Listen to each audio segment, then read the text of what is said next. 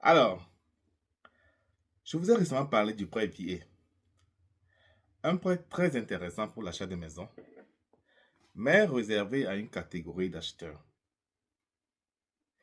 Et si je vous disais qu'il existe un autre prêt très similaire au prêt IPA qui vous permet d'acheter avec 0% de mise de fonds, même si vous n'êtes ni militaire ni vétéran.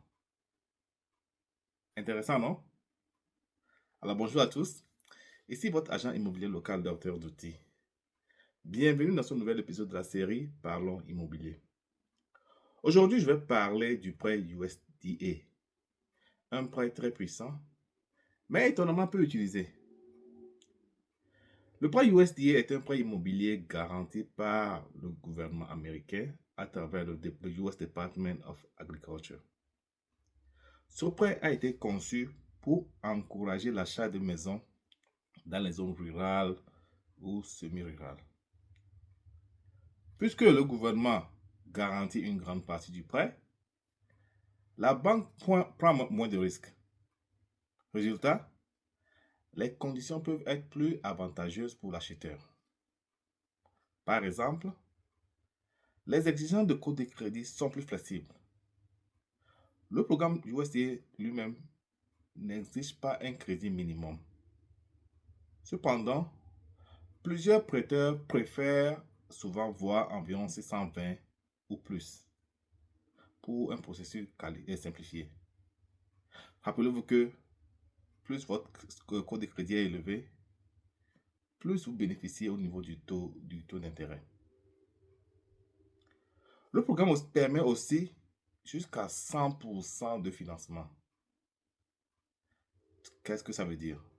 Dans beaucoup de cas, aucune mise de fonds n'est requise, ce qui signifie que vous pouvez acheter votre maison sans apport initial. Ça vous rappelle quelque chose, non? Le prêt VA? En plus, il n'y a pas d'assurance hypothécaire privée.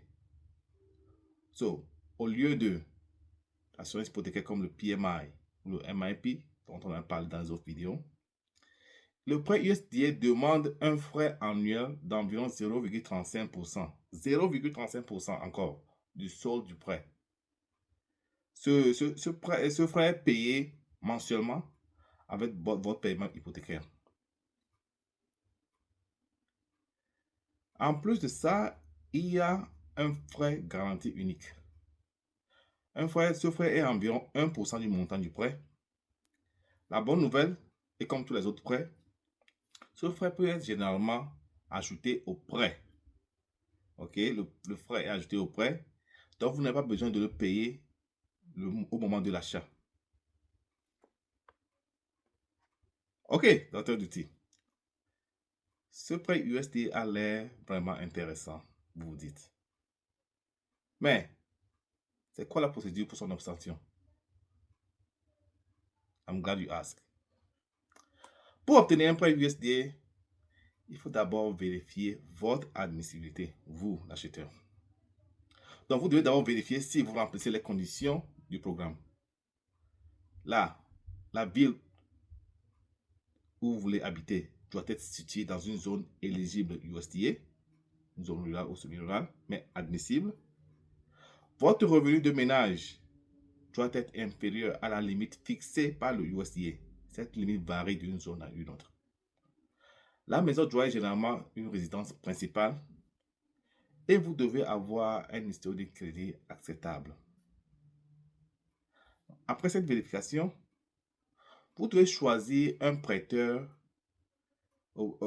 qui participe au programme USDA. Rappelez-vous, ce n'est pas tout le monde qui participe à ce programme-là. C'est pour ça que ceux qui y participent ont souvent certaines exigences personnelles. Le prêteur examine votre score de crédit, vos revenus pour vos emplois, votre ratio dette-revenu, en fait, votre profil financier. Et à ce stade, vous pouvez obtenir une pré-approbation qui vous permet de connaître le montant que vous pouvez emprunter pour votre achat. Dès que vous avez le montant, et avant d'acheter votre maison, vous devez aussi vérifier l'éligibilité de la maison. Ce qui veut dire, avec le prêt USDA, vous vérifiez et vous, l'acheteur, votre admissibilité et l'admissibilité de la maison. Pour la maison, il faut vérifier, il faut assurer que c'est une maison unifamiliale, single family, une maison d'une taille et valeur modeste, et une maison qui est située dans une zone rurale désignée. Dès que vous trouvez votre maison, vous travaillez avec un agent immobilier professionnel comme moi et il vous aide à créer un contrat. À ce point, le prêteur va commander une évaluation de la maison. On appelle ça souvent appraisal. C'est ce qui permet de confirmer la valeur de la maison par rapport au prix que propose le vendeur. Après cela, le prêteur va encore faire une deuxième vérification de vos revenus, de vos actifs et de votre emploi. Cette seconde vérification, c'est pour s'assurer que rien n'a changé entre la première vérification et le point là.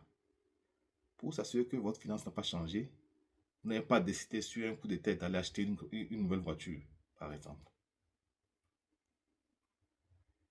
Dans beaucoup de cas, le dossier sera alors envoyé au US Department of Agriculture pour obtenir la garantie finale du prêt. C'est cela qui confirme que le prêt respecte toutes les règles du programme. Enfin, nous sommes à la clôture. Vous signez les documents du prêt. Vous payez certains frais de clôture, parfois inclus dans le prêt. Le prêteur libère les fonds et vous recevez les clés de votre maison. Comme vous le voyez, il y a plusieurs étapes. Mais un agent immobilier professionnel comme moi peut vous guider dans ce processus. Maintenant que vous avez compris la théorie, voyons ce que ça donne avec de vrais chiffres. Ici, nous allons comparer un peu le prêt USDA avec le prêt VA, puisque les deux sont un peu similaires. Pour cela, nous allons prendre encore deux amis qui achètent leur maison. La maison coûte toujours 500 000 $. Le taux d'intérêt ici, c'est à 6%. La maison sera payée pendant 30 ans. Donc, un va acheter sa maison avec le prêt USDA et l'autre va acheter avec le prêt VA. Alors, comme je disais tantôt, la maison coûte 500 000 $. Et le prêt USDA et le prêt VA, dans beaucoup de cas, n'existe pas de mise de fonds. Donc, 0% de mise de fonds. Même pied d'égalité jusque-là. Le prêt est toujours 500 000 $. Le prêt USDA a un frais initial, ici, qui s'évalue à 1%. Le prêt VA aussi a le funding fee, aussi un frais initial, 2,15%. Ça donne 5 000 et 10 075. Assumons ici que les deux frais-là sont inclus dans l'emprunt. OK? Ce n'est pas payé immédiatement au closing, mais c'est inclus dans l'emprunt. Donc, ce sera payé mensuellement. Dès qu'on inclut ça, on calcule alors le principal et l'intérêt. Entre le prêt VA et le prêt USDA, vous voyez qu'il n'y a pas une grande différence. Hein? Les deux montants sont presque similaires. Maintenant, la deuxième étape. Le prêt USDA a aussi un frais mensuel dont je vous ai parlé.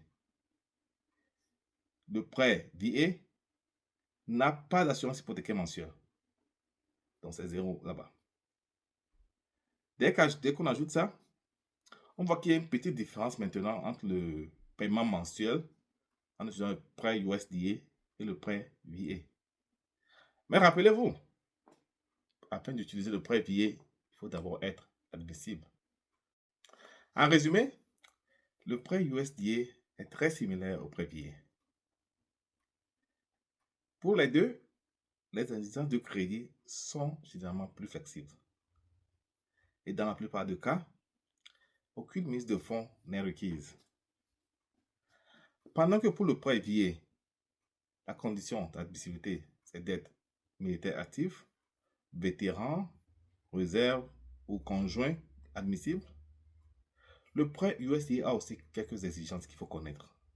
Première exigence, il existe des limites de revenus.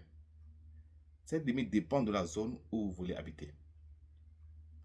La propriété doit être votre résidence principale. Elle doit se situer dans une zone géographique admissible USDA. Vous pouvez trouver la zone en ligne. Mais la bonne nouvelle, c'est que beaucoup plus d'endroits sont éligibles que les gens ne le pensent. J'espère que cette vidéo vous a donné une idée et vous a permis de comprendre le prêt USDA. Si vous avez des questions, laissez-les dans les commentaires ou contactez-moi directement. Je serai ravi de vous aider et de vous guider dans ce processus. Merci d'avoir regardé cette vidéo et à très bientôt dans la prochaine vidéo. À plus.